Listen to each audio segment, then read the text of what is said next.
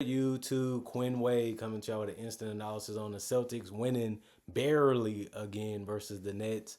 Dennis Schroeder was getting any shot that he wanted, and it was hilarious just seeing him go to the basket over and over and over again. And the Celtics could do nothing really about it for the most part, even though they did make him take some tape ones, and they did make him miss some, and he did miss a couple threes. But Dennis Schroeder was a beast tonight for the Brooklyn Nets. And then, of course, Cam Thomas getting a lot of opportunities and a lot of shots. And he's really good at scoring, and he's going to be a bright spot for the Nets, as they knew when they drafted him that he was going to be a bucket for them. But it's most important that the Celtics was able to get the win, and they was able to beat a team that they still should be able to beat without Jalen Brown and Porzingis. And they didn't make an excuse, and they got it done 108 to 104. The Nets fall to 4-5. The Celtics improved to 8-2 and 3-1 at home.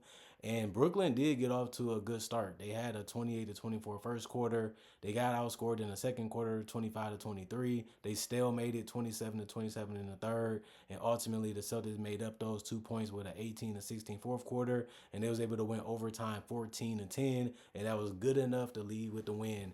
Dorian Finney-Smith, 5 points, 5 personal fouls, 1 turnover, 1 block, 2 assists, 5 rebounds. 2 was offensive, 1 of 3 from the three-point line, 2 of 6 from the field. Johnson, 18 points, plus 1 and plus minus, 2 personal fouls, 4 assists, 8 rebounds. 2 of them was offensive, 3 of 3 from the free throw line, 3 of 8 from 3, 6 of 13 from the field. Nicholas Claxton only had 2 points in 28 minutes, but he did have 10 rebounds, and 1 of them was offensive, 3 assists, 2 blocks, 1 personal foul, plus 1 and plus minus, 103 points.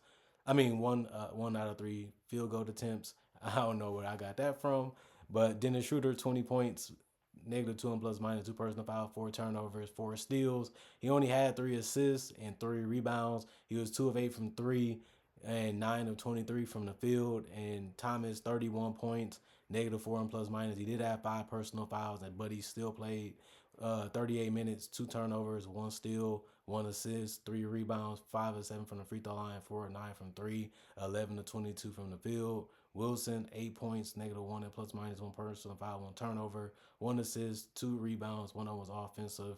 Out of that, 2 of 2 from the free throw line, 0 of 4 from 3, 3 of 10 from the field. And Williams, 9 points, -5 and plus minus, 3 personal foul, 1 assist, 12 rebounds for him. 4 of them was offensive. Out of that, 1 of 2 from the free throw line, 0 of 3 from the three-point line, 4 of 11 from the field. 4 of 6 for Ben Simmons, 8 points, -8 and plus minus, 1 personal foul, 3 turnovers, 1 steal. He did have 8 assists, 6 rebounds, 1 was offensive. And Johnson, 3 points, -2 and plus minus, 2 personal fouls, 1 turnover, 1 assist, 2 rebounds, 1 of them was offensive, 1 of 1 from the free throw line, all 3 from the three-point line, 1 of 6 from the field. The rest of the guys didn't play. Coaches' decisions. That 41 out of 100, 41% from the field, 10 of 38, 26% from 3, 12 of 15, 80% from the free throw line. As a team, they did have 51 rebounds, 24 assists, 6 steals, 3 blocks, 12 turnovers, 22 personal fouls, and they accumulated 104 points over those 5 quarters. And Boston Celtics, Tillman started today, 0 points, -14 and plus minus. He was 0 of 3 from the three-point line. That was his only attempts, no free throws. Tatum, 33 points, game high for this one, plus 10 and plus minus, 3 personal fouls, 3 turnovers, 1 block, 2 steals, 6 assists, 9 rebounds, 6 of 7 from the free throw line, 5 of 13 from the three-point line, and 11 of 25 from the field. He was getting some easy shots in there from transition and just being able to go to the basket strong. He was able to take his threes and make them threes. He was able to even get to the free throw line because he was being more physical and he wasn't just settling. But he did have some hero ball-esque shots in this game. But he still facilitated and tried to play his best defensively, play his best on the defensive end, I should say. Al Horford, 13 points, -2 and plus minus, 2 personal fouls, 1 turnover, 1 block, 1 steal. He did have 10 rebounds, 1 of them was offensive, so a double-double for him, 13 and 10. 3 of 9 from the three-point line. He made one that was crucial to the survival of the Celtics. 5 of 12 from the field. Had made also a good little hook shot in the paint.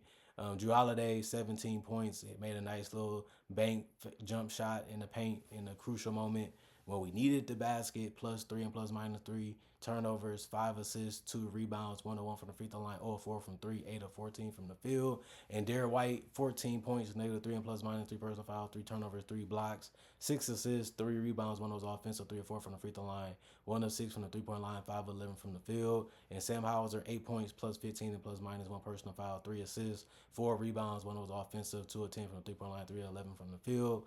Kada, 3 points, +11. I mean +7 and +, 2 personal fouls, 2 turnovers. He did have 3 blocks and 10 rebounds. Only one was offensive out of that. 2 assists, 1 of 2 from the free throw line, 1 of 2 from the field.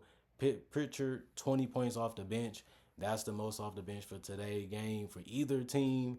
That 20 points really helped out, especially in the overtime period where he made that little fadeaway. I mean, that in the fourth quarter, he was able to hit some big shots. 6 of 11 from the field, 3 of 7 from three, 5 of 5 from the free throw line, 1 rebound, 1 steal, 1 turnover, 2 personal fouls, +11 and +. And Jordan Walsh attempted a three, didn't make it, no free throws. He did have 1 assist and 1 block, 2 personal fouls, -7, +/- 0 points. The rest of the guys was already ruled out before the game started, or they didn't play because it was the coach's decision to make that call. 39 of 90, 43% from the field, 14 of 53, 26% from three, and 16 of 19, 84% from the free throw line. Usually when you shoot like this, you don't win, but both teams shot about the same. The Celtics were just able to make a couple more free throws, and that's what they had to do down the stretch anyway to win the game. 39 rebounds for them. They got out rebounded by a lot. 23 assists. They had 7 steals, and they had 9 blocks. 13 turnovers, and 15 personal fouls. And the Celtics figure out again how to get it done in a game that they should win. And that's one thing I would give the Celtics credit on. They're coming out taking the best blows for most teams.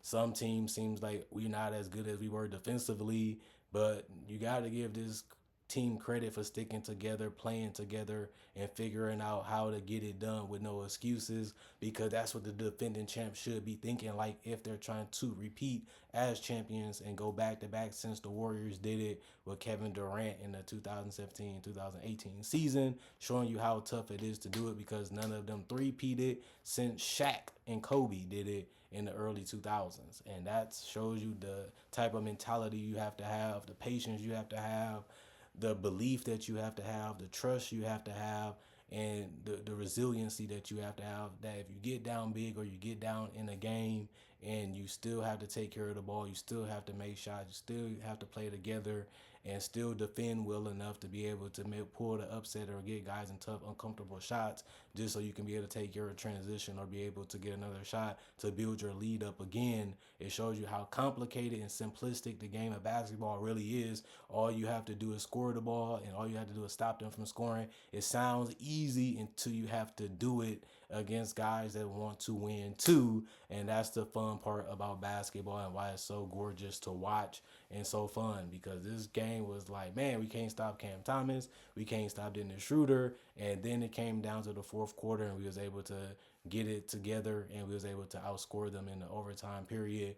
And we took some tough shots, and we put ourselves in some good positions to get some better shots, even if it was in isolation. And this is the type of the team that you have to be if you want to be a championship team. You have to be able to cover every aspect of the game, defensively and offensively, and you have to believe that you can make these shots on a consistent basis, because if you training them and you putting in the work and you building the muscle memory so you can be able to do it, it really shows if you can do it on the court. And that's what we mainly seeing from the Celtics. But you got to give credit also to Sam Hauser for hitting that big three in the corner.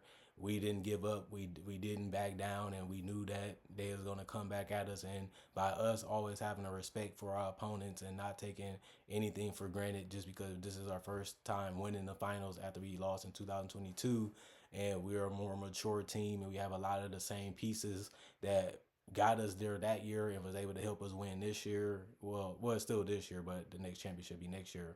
But I think that it's important to continue to have that humbleness too, because you do need to be grounded when you still going against other guys that are great or just as talented as you on a nightly basis. But I think that that's something that has made us really good, is the humility that we put in our leaders, and the best players on our team all can communicate and get it done on a consistent level, and also have the same respect for each other, not to throw each other under the bus, not to criticize somebody, but let's figure this out. Let's get this done. We know we're the best team. We know that we're going to be prepared for anybody. We can come back from any lead. We can come back and win games, and we can stay together even if we're under, dire situations. And I feel like that's what I have seen so much of the Celtics do this year. They have been able to get it done in so many different ways that it's just crazy to see it until you realize that's why they're the champions. And that's why I feel like they can get it done again, especially when they get Porzingis and Jaylen Brown back, because games like this where it's meant for you possibly to lose until you pay attention and do what you have to do to get the win and come out victorious. And they was able to do that tonight. Comment, like, subscribe, share, hit the notification bell for more analysis. And if you're new to the channel, I also do breakdowns of legends, current legends, future legends, and rookies. And I also do conversation videos just like this. So you love this type of content and it's NBA only, this might be the channel for you. Most people recommend it. So if you like this type of content, I would definitely say subscribe or keep checking on it. Also, thanks for people that like, share, and keep this channel popping and keep this channel popular over every platform that I'm on, including YouTube, which is the biggest platform that I'm usually on. And I thank for the support over the last 11 years that have been sticking with me from day one. And it's good to still have y'all support me and checking in to let me know I'm still here. I'm still watching, and I enjoy that. And I still hear you. Y'all know I love making these videos. Y'all love hearing what I got to say. Y'all love seeing what I make and do. And that's why this channel is so successful. One hand washes another. That's the 50-50 of why the channel is so powerful right now. And all the credit is being given to this channel for being innovation on how to break down a game of basketball or break down things for everybody to be able to consume it on each and every level. Young, old, mature, biased, fanboys. I got all y'all on my fan base, and y'all all love the content, how I do it. So we all winning right now when y'all believe in a brand like Basketball Analysis, and analysisplayground.com is at its strongest right now. You can hear that from me because I see everything. I see all the numbers in front and that's hidden, and I'm liking what the buzz is about. I'm liking what I'm hearing. I'm liking the respect I'm getting around the world. We global now. We worldwide. And YouTube, they delivered on that promise to be able to get us there. And we where we need to be. Let's just keep building it up. Let's just keep going. And let's continue to have great success and good, fun conversations. Even in the comment section, I've been liking that too. Let's stay positive as much as we can because we're having fun with this. And it's just a fun channel because of that mentality. Other than that, see you guys hopefully later today with more analysis. And I'll be back hopefully.